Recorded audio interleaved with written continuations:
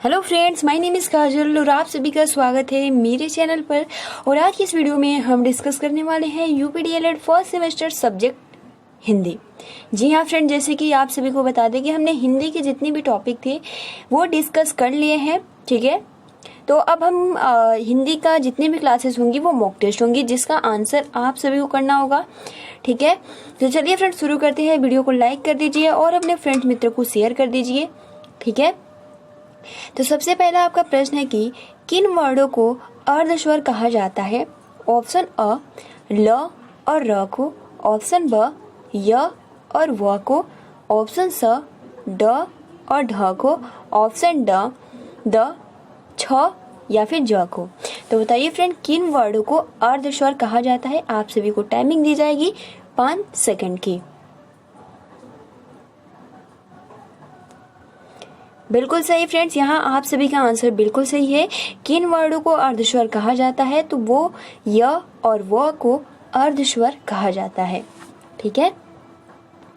अगला आपका प्रश्न है कि हिंदी भाषा की लिपि है खरोष्ठी लिपि, देवनागरी लिपि, नागरी लिपि या फिर दक्षिणी लिपि। तो हिंदी भाषा की लिपि क्या है, बताइए फ्रेंड्स।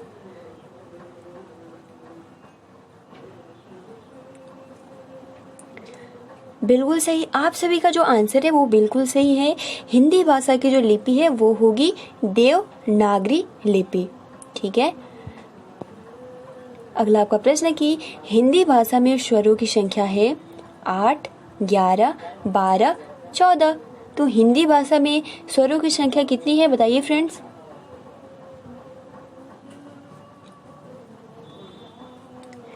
बिल्कुल सही, हम यहाँ पे टिक कर देंगे, नहीं तो फिर आप कहेंगे कि आप आंसर को टिक नहीं करती।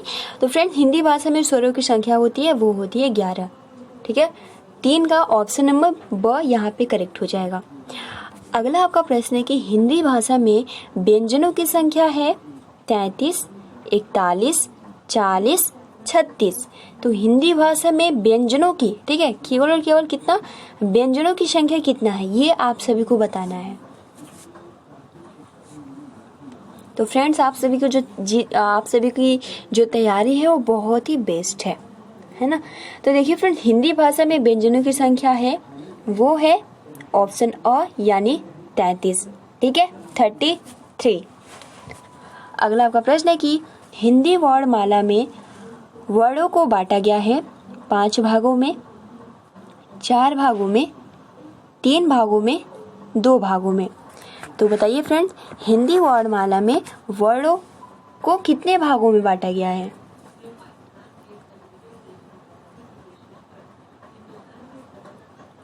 बिल्कुल सही, हिंदी वर्णमाला को जो वर्णों को बांटा गया है वो 2 भागों में बांटा गया है, एक तो स्वर और दूसरा व्यंजन।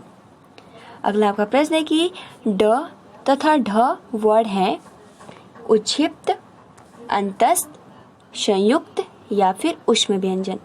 तो बताइए फ्रेंड, ड तथा ढ वर्ड हैं, क्या होगा यहाँ पे।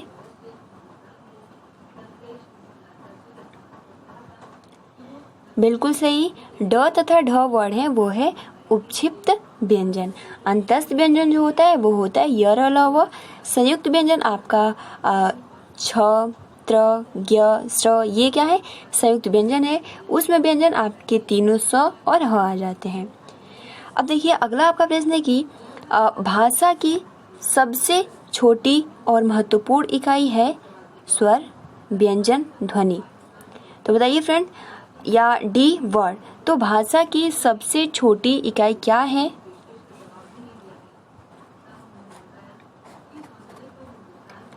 बिल्कुल सही, भाषा की सबसे छोटी इकाई जो है वो है, यहाँ पे आप सभी का जो करेक्ट आंसर होगा वो होगा स, ठीक है, ध्वनि। और देखिए फ्रेंड, वर्ड भी हो जाता है, भाषा की सबसे छोटी इकाई जो है वो वर्ड या ध्वनि दोनों ही हो जाता है। तो लेकिन अगर आपके एग्जाम में पूछा जाए भाषा की सबसे छोटी और महत्वपूर्ण इकाई है वो होता है ध्वनि, ठीक है। अगला आपका प्रश्न है कि भाषा प्रारंभ होती है शब्द से, ध्वनि से, वर्ड से, इनमें से कोई नहीं। तो भाषा प्रारंभ होती है, यहाँ पे बताइए फ्रेंड्स, क्योंकि सबसे छोटी इकाई ध्वनि है तो भाषा प्रारंभ होती है वो होती है ध्वनि से। ठीक है, तो यहाँ पे आप सभी का जो करेक्ट आंसर हो जाएगा वो हो जाएगा ऑप्शन नंबर ब, ध्वनि से। ठीक है, अगला आपका प्रश्न है कि भाषा अभिव्यक्ति के साधन है। ऑप्शन ए बोलकर और सुनकर, ऑप्शन बी लिखकर और पढ़कर, ऑप्शन सी अ व ब दोनों यानी बोलकर और सुनकर, लिखकर और पढ़कर, या दोनों हो सकता है या फिर इनमें से कोई नहीं। तो बताइए फ्रेंड्स।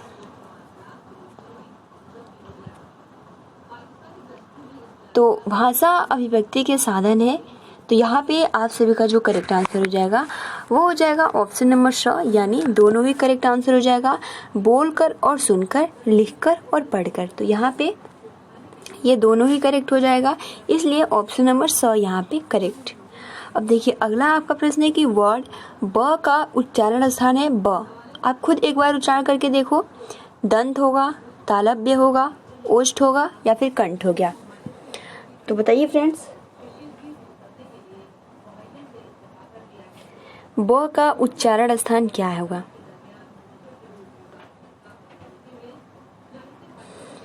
तो देखिए यहाँ पे होगा ब आप जब उच्चारित करते हो, आप खुद देखो एक बार ब, तो क्या होता है होश। ठीक है, तो यहाँ पे ऑप्शन नंबर श यहाँ पे करेक्ट आंसर होगा। अब देखिए अगला आपका प्रश्न है कि निम्न में से अंतस्थ व्यंजन वर्ण नहीं है, य, र, ल, म।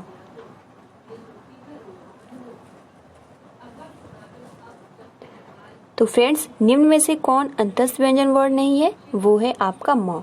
ठीक है, य, र, ल, व ये क्या है? अंतस्थ वर्ण है। यहाँ पे व की जगह पे म हो गया है, इसलिए यह नहीं है। अगला आपका प्रश्न है कि वर्णमाला में किसे स्पर्श संघर्ष भी कहा जाता है? क वर्ग को, ट वर्ग को, च वर्ग को, प वर्ग को। तो वर्णमाला में किसे स्पर्श संघर्ष भी कहा जाता है? क वर्ग को कहा जाता है, ट वर्ग को कहा जाता है, च वर्ग को कहा जाता है या फिर प वर्ग को कहा जाता है। तो बताइए फ्रेंड 12 नंबर का आंसर क्या होगा?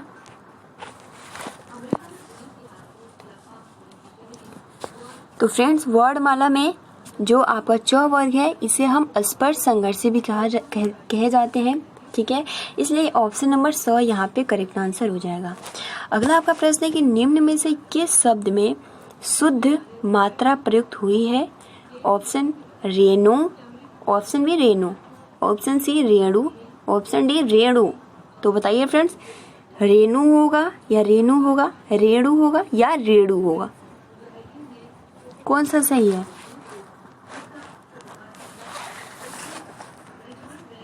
बिल्कुल सही, यहाँ पे हो जाएगा ऑप्शन नंबर स यानी रेणु। ठीक है, जो रेणु यहाँ पे शुद्ध होगा। देखिए अगला आपका प्रश्न है कि निम्न में से कौन सा युग कंठ तालव्य है? ई, ऐ, च, ज, य, व, त, थ।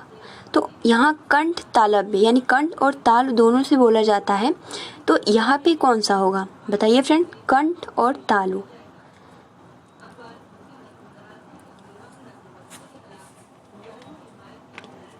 तो फ्रेंड्स कंठ और तालु जो बोला जाता है वो आपका ऐ और ऐ, ये दोनों ही यानी ऑप्शन नंबर अ यहाँ पे करेक्ट आंसर हो जाएगा। ठीक है, ये कंठ और तालु यानी कंठ तालव्य से बोला जाता है। अगला आपका क्वेश्चन है कि औ का उच्चारण स्थान है औ, कंठोष्ठ है, दंतोष्ठ है, दंत, तालव्य। तो औ का उच्चारण स्थान क्या होगा? औ बताइए फ्रेंड्स। तो फ्रेंड्स औ का उच्चारण स्थान होगा वो होगा कंठोष्ठ है, यानी ऑप्शन नंबर अ यहाँ पे करेक्ट आंसर हो जाएगा। अब देखिए अगला आपका प्रश्न है कि निम्न में से कौन स्पर्श संघर्षी है? क, च, ह या प। तो निम्न में से कौन स्पर्श संघर्षी है? बताइए फ्रेंड्स।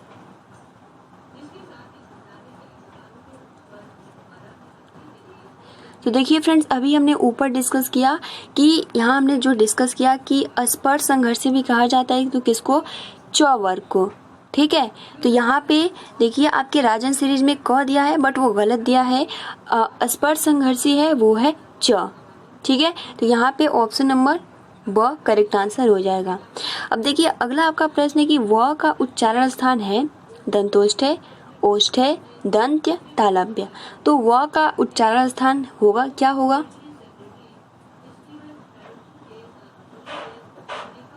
और ये बहुत ही महत्वपूर्ण प्रश्न है। तो फ्रेंड्स यहाँ पे व का उच्चारण जो होगा वो हो जाएगा दंतोष्ठ है। ठीक है, यहाँ पे ये करेक्ट आंसर होगा। देखिए अगला आपका प्रश्न है कि फ का उच्चारण स्थान क्या है?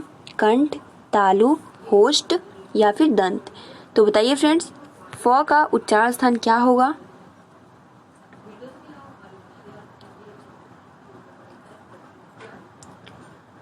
तो फ्रेंड्स फ का उच्चारण जो होता है वो होता है होस्ट, यानी ऑप्शन नंबर स यहाँ पे करेक्ट आंसर हो जाएगा, ये वाला आपका। ठीक है, 18 नंबर का स। अब देखिए अगला आपका प्रश्न है कि निम्न में से कौन उसमें व्यंजन नहीं है? स, श, स या फिर र। तो निम्न में से कौन उसमें व्यंजन नहीं है? स होगा या फिर श होगा या फिर स या फिर र। बिल्कुल सही। यहाँ पे जैसे कि मैंने बताया था र की जगह पे ह रहता, तो ये चारों क्या होते हैं उसमें व्यंजन होते हैं। र जो है वो लुंठित है। ठीक है, लुंठित वर्ड है, तो यहाँ पे आपका र करेक्ट आंसर हो जाएगा, यानी 19 नंबर का डी। ठीक है, यहाँ पे डी करेक्ट आंसर हो जाएगा। अब देखिए अगला आपका प्रश्न है कि निम्न में से कौन सा सही है? ड और ड को वर्णमाला में स्थान प्राप्त है। पहला तथा तीसरा वर्ड महाप्राण होता है। ठीक है, च, छ, ज, झ स्पर्श संघर्षी है। य, र, ल, व ऊष्म वर्ड है। तो बताइए फ्रेंड कौन सा सही होगा? तो अभी हमने डिस्कस किया जो च, छ, ज, झ ये क्या है? स्पर्श संघर्षी है। ठीक है, तो इसलिए यहाँ पे ऑप्शन नंबर स यहाँ पे करेक्ट आंसर हो जाएगा, यानी 20 नंबर का जो आंसर होगा वो होगा च, छ, ज, झ ये क्या है? स्पर्श संघर्षी है। यहाँ पे ऑप्शन नंबर स यहाँ पे य, र, ल क्या है? ये अंतस्थ व्यंजन है। ठीक है, तो इसलिए यहाँ पे ऑप्शन नंबर स करेक्ट हो जाएगा। अगला आपका प्रश्न है कि निम्नलिखित में से कौन सही शब्द है? परीक्षा या परीक्षा, परीक्षा या फिर परीक्षा। तो बताइए फ्रेंड्स क्या होगा यहाँ पे?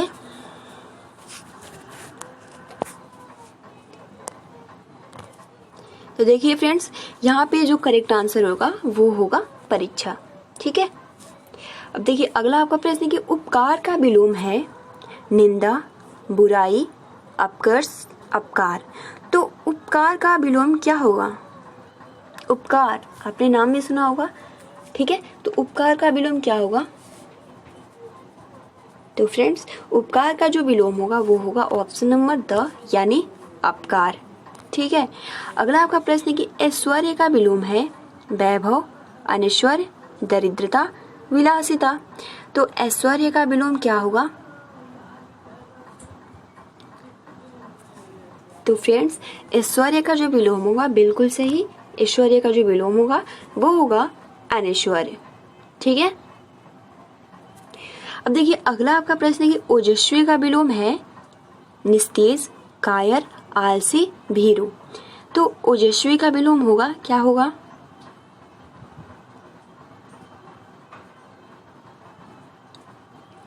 बिल्कुल सही, ओजस्वी का जो विलोम होता है वो होता है ऑप्शन नंबर अ, यानी निस्तेज। ठीक है, अब देखिए अगला आपका प्रश्न है कि हिंदी वर्णमाला में वर्णों की संख्या है 53, 52, 51, 50। तो हिंदी वर्णमाला में वर्णों की संख्या कुल कितनी है?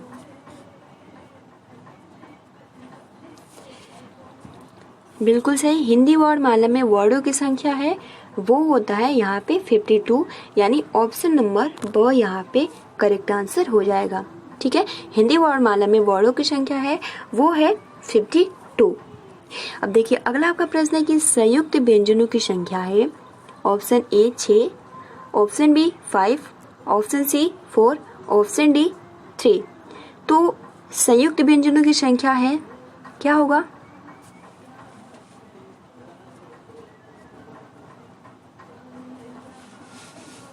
बिल्कुल सही। संयुक्त व्यंजनों की जो संख्या है ऑप्शन नंबर सी यहाँ पे करेक्ट आंसर हो जाएगा, वो हो जाएगा 4। ठीक है, यहाँ पे 4 करेक्ट आंसर होगा। अब देखिए अगला आपका प्रश्न है कि हंस पद का चिन्ह है option A, option B, option C, option D. तो बताइए फ्रेंड्स। तो फ्रेंड्स हंस पद का जो चिन्ह है वो ये है। ठीक है, इस तरीके से जो रहता है, क्योंकि जब हम कुछ लिखते हैं, जैसे कि मान लीजिए एग्जाम्पल के लिए हंस का चिन्ह है तो हमारा पद छूट गया, तो हम इस तरीके से करके और यहाँ पे पद लिख सकते हैं। तो ये क्या है, हंस पद का चिन्ह है और इसका यूज भी मैंने बता दिया। अब देखिए अगला आपका प्रश्न है कि अर्धसमृद्ध स्वर है ए औ, इ अ या आ। तो अर्धसमृद्ध स्वर है, बताइए फ्रेंड्स कौन सा यहाँ पे करेक्ट आंसर होगा। तो फ्रेंड्स अर्धसमृद्ध स्वर है वो है ब, यानी ए और औ। ठीक है, ए और औ। अब देखिए अगला आपका प्रश्न है कि कंठ ध्वनि का सही प्रयोग है, कंठ ध्वनि का सही प्रयोग है। ठीक है, यानी कुर्सी, मेज, खड़क, द्वार। तो बताइए फ्रेंड कंठ ध्वनि किस में आ रहा है, खड़क। तो फ्रेंड्स कंठ ध्वनि का सही प्रयोग है, इसमें ख भी है। ठीक है, आपका अंग भी है, क भी है, तो इसलिए खड़क यानी र। तो इसे यहाँ पे आपका स करेक्ट आंसर हो जाएगा। ठीक है, यहाँ पे ये वाला करेक्ट आंसर होगा। अब देखिए अगला आपका प्रश्न है कि वर्ड ल का उच्चारण स्थान है ओष्ठ, दंत, तालव्य, कंठ। ल। ठीक है, ल। आप खुद एक बार बोल के देखो, ल का उच्चारण स्थान क्या होगा। तो फ्रेंड जैसे आप बोल रहे हो ल, तो जो आपका तालु है, जीभ कहाँ जा रहा है, ऊपर, ल। तो यहाँ पे होगा वो होगा तालव्य, यानी 30 का ऑप्शन नंबर यहाँ पे स करेक्ट आंसर हो जाएगा। अब देखिए अगला आपका प्रश्न है कि श का उच्चारण स्थल है ओष्ठ, कंठ, तालु, दंत। तो श खुद आप बोल के देखो, स का उच्चारण स्थान क्या होगा। अभी हमने ल जस्ट ऐसे डिस्कस किया, ल, श। तो बताइए फ्रेंड्स क्या होगा। बिल्कुल सही, स का उच्चारण स्थल है वो है तालु।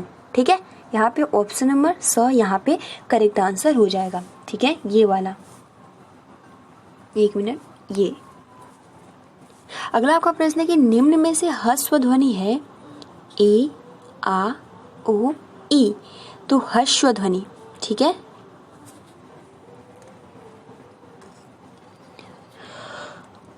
फ्रेंड्स आप सभी का आंसर बिल्कुल सही है, यहाँ पे ऑप्शन नंबर डी हो जाएगा। ठीक है, ह्रस्व ध्वनि होता है, दीर्घ ध्वनि होता है, पुलोक्त। तो फ्रेंड्स यहाँ पे ऑप्शन नंबर आपका द यानी ई करेक्ट आंसर हो जाएगा। 32 का ऑप्शन नंबर डी। ठीक है, देखिए अगला आपका प्रश्न है कि निम्न में से ह्रस्व स्वर नहीं है ई, अ, उ, आ। तो बताइए फ्रेंड्स।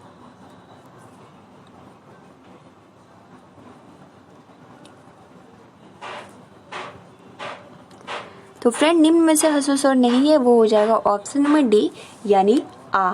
ठीक है, ऑप्शन नंबर डी ये वाला करेक्ट आंसर हो जाएगा, क्योंकि इसमें आप देख सकते हो 2 मात्रा है। देखिए अगला आपका प्रश्न है कि करुण का विलोम है कुपित, कृतघ्न, निष्ठुर, शीलवान। तो करुण का विलोम होगा, क्या होगा।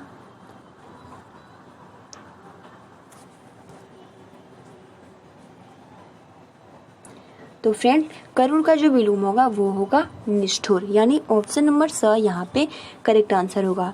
अब देखिए अगला आपका प्रश्न है कि कृत्रिम का विलोम है असली, सहज, निर्मित, प्राकृतिक। तो कृत्रिम का विलोम क्या होगा।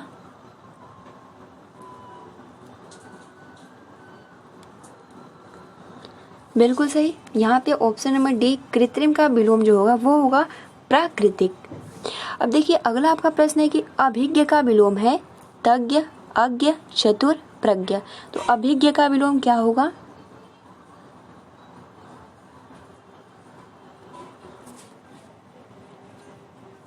तो फ्रेंड्स अभिज्ञ का जो विलोम होगा वो होगा अज्ञ, यानी ऑप्शन नंबर ब यहाँ पे करेक्ट आंसर हो जाएगा। अब देखिए अगला आपका प्रश्न है कि इष्ट का विलोम है शत्रु, प्रतिद्वंदी, अनिष्ट, विरोधी। तो इष्ट का विलोम होगा, क्या होगा? तो फ्रेंड इष्ट का जो विलोम होगा वो होगा अनिष्ट, यानी ऑप्शन नंबर स यहाँ पे करेक्ट आंसर हो जाएगा। देखिए अगला आपका प्रश्न है 38 की निम्न में से किस वर्ण का उच्चारण स्थान कंठ नहीं है? क, ख, ग, ढ। बिल्कुल सही। निम्न में से किस वर्ण का उच्चारण स्थान कंठ नहीं है? तो यहाँ पे ढ जो है वो नहीं है। ठीक है। अगला आपका प्रश्न है कि निम्न में से कौन संयुक्त वर्ण नहीं है? छ, त्र, य, रि। तो बताइए संयुक्त वर्ण नहीं है, क्या होगा यहाँ पे?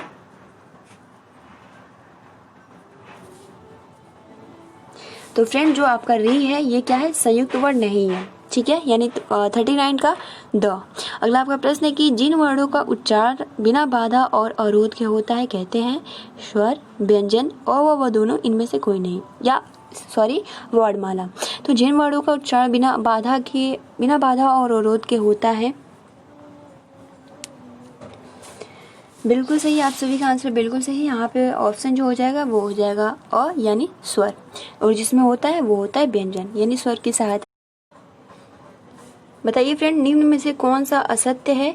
त उष्टीय व्यंजन है, स उष्म व्यंजन है, फ उष्टीय व्यंजन है, या छ संयुक्त व्यंजन है। तो यहाँ पे करेक्ट आंसर क्या होगा बताइए फ्रेंड?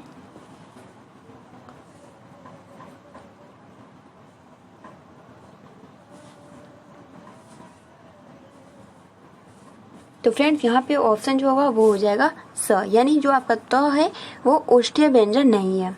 ठीक है। देखिए च वर्ग है तालव्य, दंत, ओष्ठ, दंतोष्ठ है। तो बताइए फ्रेंड्स ये आप सभी के लिए लास्ट क्वेश्चन। आज के लिए इतना ही हम प्रश्न डिस्कस करते हैं। ठीक है, जो कि एग्जाम के पॉइंट ऑफ व्यू से बहुत ही महत्वपूर्ण है।